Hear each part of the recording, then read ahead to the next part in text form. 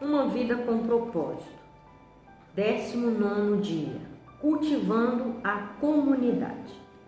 Vocês podem desenvolver uma comunidade saudável e robusta que vivam de acordo com Deus e desfrute os resultados se tão somente derem conta da árdua tarefa de se relacionarem bem uns com os outros, tratando-se digna e honradamente. Tiago 3,18. Eles se dedicavam ao ensino dos apóstolos, à vida em comunhão, à refeição comunitária e às orações. Atos 2,42. Comunidade exige comprometimento. Somente o Espírito Santo pode criar uma verdadeira comunhão entre os crentes, mas ele processa isso através das escolhas e compromisso que fazemos. Paulo trata dessa dupla responsabilidade. Vocês estão unidos na paz por meio do Espírito. Esforce-se, portanto, para continuar unidos desse modo. É necessário tanto o poder de Deus quanto o nosso esforço para produzir uma comunidade cristã amorosa. Infelizmente, muitas pessoas crescem em famílias com relacionamentos perniciosos. Então carecem das habilidades relacionais necessárias à verdadeira comunhão. Elas devem ser ensinadas a lidar e se relacionar com as outras pessoas na família de Deus. Felizmente, no Novo Testamento é repleto de instruções sobre como partilhar uma vida. Paulo escreveu: escrevo-lhes essas coisas, para que saibam como viver na família de Deus. Essa família é a igreja. Se você está cansado de comunhão fajuta e gostaria de cultivar uma comunidade amorosa com uma comunhão verdadeira em seu grupo pequeno, classe de escola dominical ou igreja, será necessário fazer algumas escolhas difíceis e assumir alguns riscos. Formar uma comunidade exige sinceridade. Você deverá ter uma grande dedicação a falar a verdade de forma carinhosa, mesmo quando preferir passar por cima de um problema ou desconsiderar um assunto. Embora seja muito mais fácil permanecer em silêncio enquanto os outros à sua volta prejudicam a si próprio e aos outros com algumas práticas pecaminosas. Essa não é a atitude de amor a ser tomada. Poucas pessoas podem contar com alguém que as ame o suficiente para dizer-lhes a verdade, mesmo quando a verdade o machuca. Então continuam em caminhos de autodestruição. Nós frequentemente sabemos o que precisa ser dito a alguém, mas nossos temores nos impedem de dizer. Muitas comunidades são sabotadas pelo medo. Ninguém tem coragem de falar em meio ao grupo, enquanto a vida de um membro desmorona. A Bíblia nos manda falar a verdade em amor, porque não podemos ter uma comunidade sem sinceridade. Salomão disse: a resposta sincera é sinal de uma amizade verdadeira. Algumas vezes isso significa importar-se a ponto de carinhosamente questionar aquele que estiver pecando ou sendo tentado a pecar. Paulo diz: irmãos, se alguém for surpreendido em algum pecado, vocês que são espirituais deverão restaurá-lo com mansidão. Muitas comunidades e grupos pequenos permanecem superficiais por terem receio de conflitos. Toda vez que uma questão vem à tona e pode causar tensão ou desconforto, é imediatamente encoberta, a fim de preservar uma falsa sensação de paz. O Senhor, panos quentes, intervém e tenta acalmar os ânimos. O assunto nunca é resolvido e todos vivem com uma frustração dissimulada. Todos sabem do problema, mas ninguém fala sobre ele abertamente. Isso cria um ambiente doentio de segredos, onde floresce a fofoca.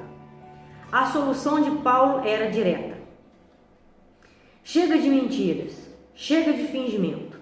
Fale a verdade ao seu próximo. Afinal, no corpo de Cristo estamos todos ligados uns aos outros. Quando você mente para os outros, você acaba mentindo para si mesmo. A verdadeira comunhão, seja no casamento, seja na amizade, seja na sua igreja, depende da franqueza. Na verdade, o túnel do conflito é a travessia para a intimidade em qualquer relacionamento. Até que vocês se importem o suficiente para confrontar e solucionar os obstáculos encobertos. Jamais ficarão íntimos uns dos outros. Quando um conflito é tratado corretamente, crescemos em intimidade uns com os outros ao enfrentar e resolver nossas diferenças. A Bíblia diz: no final, as pessoas valorizam a sinceridade mais que a bajulação. Fraqueza não é uma licença para dizer o que você quer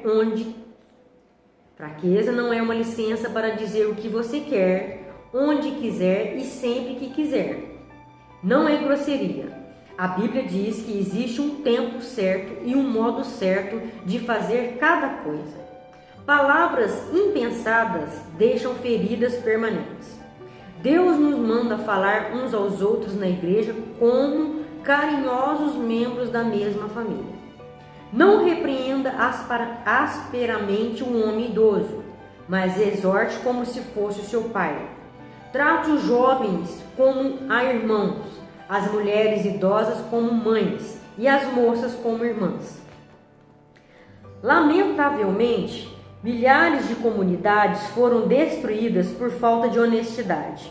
Paulo teve de repreender a igreja de Corinto pelo seu código de silêncio passivo, ao permitir a imoralidade em sua comunidade.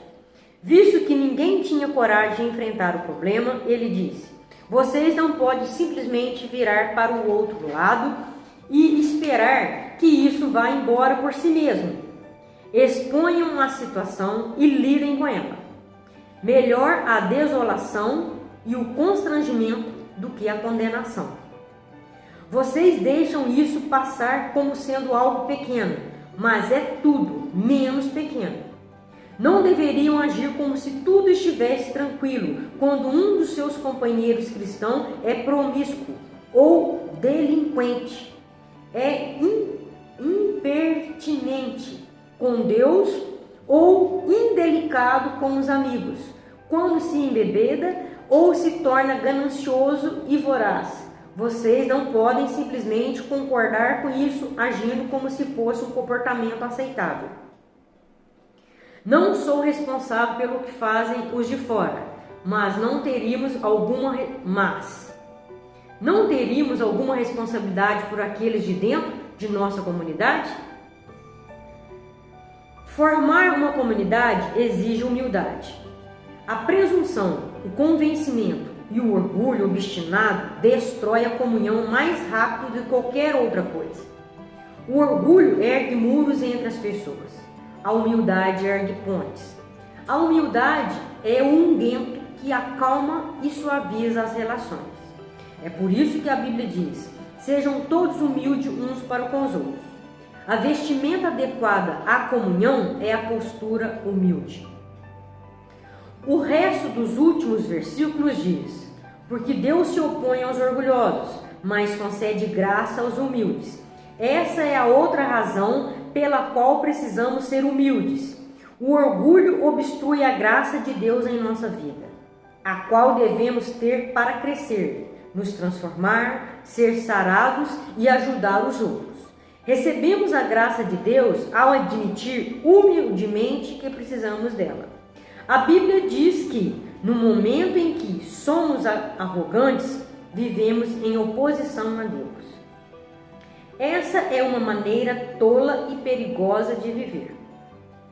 Você pode desenvolver a humildade de várias maneiras práticas, admitindo suas fraquezas, sendo paciente com as fraquezas dos outros, estando aberto para demonstrações e pondo os outros em evidência.